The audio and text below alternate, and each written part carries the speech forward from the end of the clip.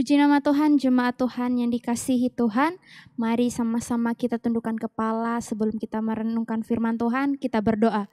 Terima kasih Tuhan, kami bersyukur di malam hari ini buat kasih dan kemurahan Tuhan. Kami boleh ada sebagaimana kami ada Tuhan. Kami rindu mendengarkan firman-Mu, berbicaralah kepada kami semua agar kami terus tetap bertahan di dalam iman kami kepada Engkau. Dan bawalah kami ya Tuhan kepada suatu pengenalan demi pengenalan yang benar akan Engkau melalui firman Tuhan. Ya Tuhan Yesus, kami menyiapkan tanah hati kami yang terbaik untuk ditaburi oleh kebenaran firman Tuhan. Dan biarlah firman Tuhan ini menjadi firman Tuhan yang bertumbuh bahkan berbuah dalam kehidupan kami. Dalam nama Tuhan Yesus kami berdoa dan kami mengucap syukur. Haleluya. Amin. Puji nama Tuhan, jemaat Tuhan yang dikasihi Tuhan. Dimanapun kita berada, saya percaya kita semua ada dalam pemeliharaan Tuhan. Dan biarlah dimanapun kita berada, kita sama-sama merenungkan firman Tuhan yang ada, sama-sama menyiapkan hati kita yang terbaik untuk menerima kebenaran firman Tuhan pada saat ini. Puji Tuhan, firman Tuhan pada saat ini saya ambil dalam kitab Galatia pasal yang kelima. Kitab Galatia pasal yang kelima ayatnya yang ke-13. Demikianlah bunyi firman Tuhan. Saudara-saudara, memang kamu telah dipanggil untuk merdeka. Tetapi janganlah kamu mempergunakan kemerdekaan itu sebagai kesempatan untuk kehidupan dalam dosa. Melainkan layanilah seorang akan yang lain oleh kasih. Dalam Galatia pasal yang kelima ini ayatnya yang ke-13 menyatakan bahwa kita dipanggil untuk merdeka atas dosa. Namun ada penekanan juga di dalam ayat ini, yaitu tetapi janganlah kamu mempergunakan kemerdekaan itu sebagai kesempatan untuk kehidupan dalam dosa. Artinya apa? Janganlah sampai kemerdekaan yang Allah beri dalam kehidupan kita pakai untuk sesuatu yang salah. Kita pakai untuk memuaskan nafsu kita. Bukan berarti kita bebas untuk melakukan dosa seenaknya, tidak. Tetapi bebas di sini ada memiliki arti, yaitu melainkan layanilah seorang akan yang lain oleh kasih. Artinya bebas dan bertanggung jawab. Bebas dan bertanggung jawab. Sebagai orang yang merdeka, orang yang telah dibebaskan bukan kesempatan untuk kita memuaskan kedagingan kita. Tetapi sebagai orang merdeka kita bebas dan juga harus bertanggung jawab.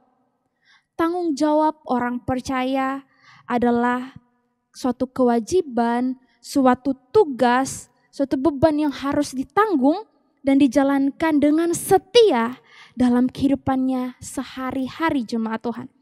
Manusia yang sudah percaya, kita yang sudah percaya kepada Kristus Yesus dan menerima anugerah pertobatan, yang telah menerima panggilan Allah, kita bertanggung jawab untuk mengetahui sepenuhnya apa yang menjadi ketetapan Allah di dalam kehidupan kita.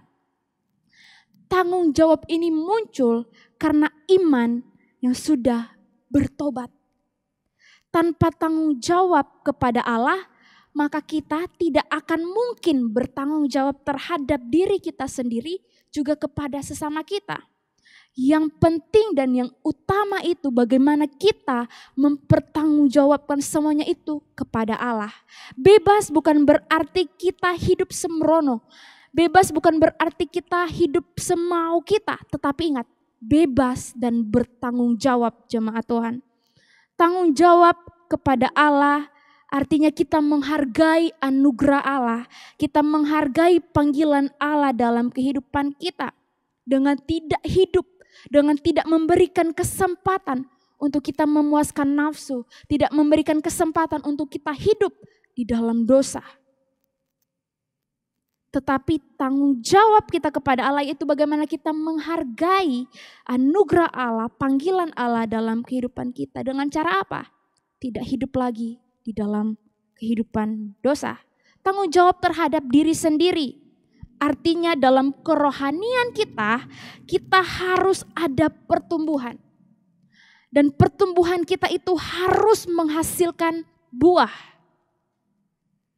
Tanggung jawab terhadap sesama kita, tanggung jawab terhadap orang lain, yaitu bagaimana kita melayani mereka, mengasihi mereka. Kata firman Tuhan dalam ayat yang ke-13 ini berkata, layanilah seorang akan yang lain oleh kasih jemaat Tuhan. Jadi bagaimana kita harus bertanggung jawab kepada Allah, bagaimana kita bertanggung jawab kepada diri kita sendiri dan kepada sesama kita. Bebas dan bertanggung jawab.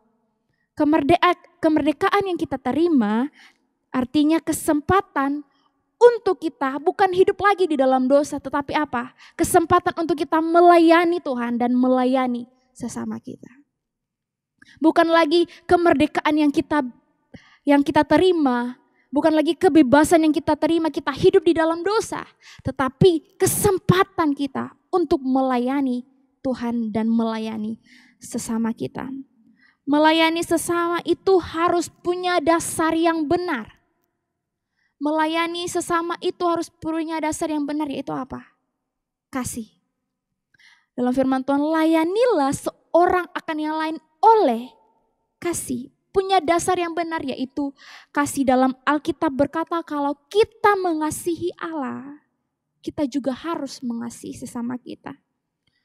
Melayani sesama kita bukan karena kita ingin menerima sesuatu dari apa yang kita perbuat.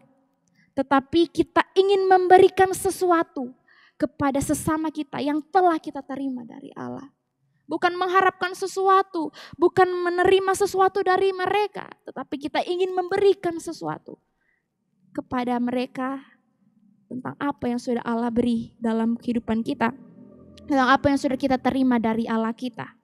Tuhan berkata bahwa Dia tidak mau kita menjadi budak siapapun. Karena Dia telah memerdekakan kita dari hamba dosa menjadi hamba-hamba kebenaran. Tapi Dia mau kita menjadi pelayan untuk semua orang. Allah mau agar kita menjadi pelayan untuk semua orang. Ingat, budak dan pelayan itu adalah dua hal yang berbeda jemaat Tuhan. Pelayanan atau melayani adalah bagaimana tentang motivasi. Pelayanan itu dimotivasi oleh kasih. Tuhan Yesus mengasihi murid-muridnya. Itulah sebabnya Dia melayani mereka. Dengan cara apa? Membasuh kaki murid-murid sebelum dia disalib. Kita bisa baca dalam Alkitab bagaimana Dia membasuh kaki murid-murid. Dia melayani karena Dia mengasihi murid-murid. Tuhan Yesus mengasihi orang-orang berdosa. Oleh sebab itu Dia mau mati bagi kita yang sudah berdosa. Kita harus punya motivasi yang benar. Kita harus punya motivasi yang tertuju kepada Allah. Melayani sesama kita. Kata melayani bukan karena kita harus, tetapi karena kita mengasihi. Kita melayani bukan karena kita harus, tapi karena kita mengasihi. Juga hal yang penting dalam kehidupan kita, dalam kita melayani sesama kita adalah kerendahan hati. Kerendahan hati jemaat Tuhan. Penghalang terbesar untuk kita melayani sesama adalah hati kita yang angkuh. Hati kita yang tidak peduli, hati kita yang egois. Bagaimana cara kita melayani sama harus punya kerendahan hati. Oleh sebab itu tadi saya katakan bahwa ketika kita sudah dimerdekakan oleh Allah, dipanggil untuk merdeka. Bukan kesempatan kita untuk hidup lagi di dalam dosa. Atau memuaskan seluruh kedagingan kita sebebas-bebasnya, tidak. Tetapi kesempatan kita ketika kita dipanggil Allah untuk merdeka, pergunakan kesempatan kita untuk melayani Tuhan dan melayani sesama. Sebebas-bebasnya, tapi ingat kita punya tanggung jawab. Punya tanggung jawab. Jadi ketika kita telah dimerdekakan, ketika kita telah bebas, ingat kita punya tanggung jawab bukan hidup di dalam dosa. Tetapi bagaimana kita melayani sesama atas dasar kasih, punya motivasi yang benar, dan punya kerendahan hati. Puji nama Tuhan, jemaat Tuhan yang dikasihi Tuhan. Demikianlah renungan di malam hari ini. Mari kita tundukkan kepala, kita berdoa. Makasih Bapa, kami bersyukur kepadamu karena kebaikan Tuhan, karena kasih dan kemurahan Tuhan dalam kehidupan kami. Biarlah firman Tuhan yang telah kami dengar, biarlah itu semua tertanam di dalam hati kami, bahkan itu bertumbuh dan berbuah untuk hormat kemuliaan nama-Mu Tuhan. Mampukan kami untuk mengasihi, mampukan kami untuk melakukan setiap apa yang menjadi perintah Tuhan di dalam kehidupan kami, dan kami boleh menggunakan kesempatan yang ada untuk kami melayani Tuhan dan melayani sesama kami. Terima kasih ya Tuhan, terima kasih.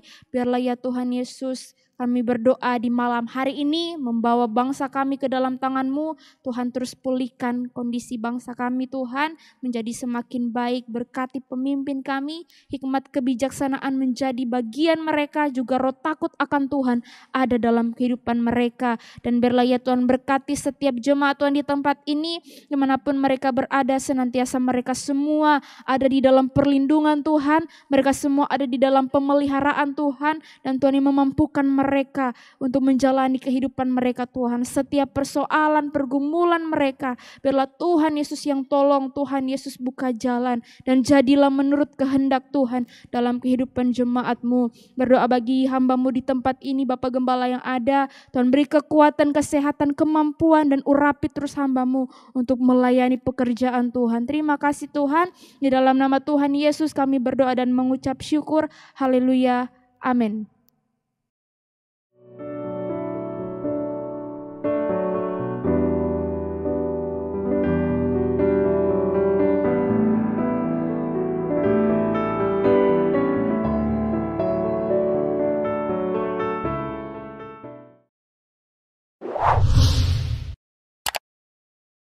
Subscribe channel YouTube GPDI Efrata Yogyakarta dan aktifkan lonceng notifikasinya untuk mendapatkan informasi seputar live streaming dan video khotbah terbaru lainnya.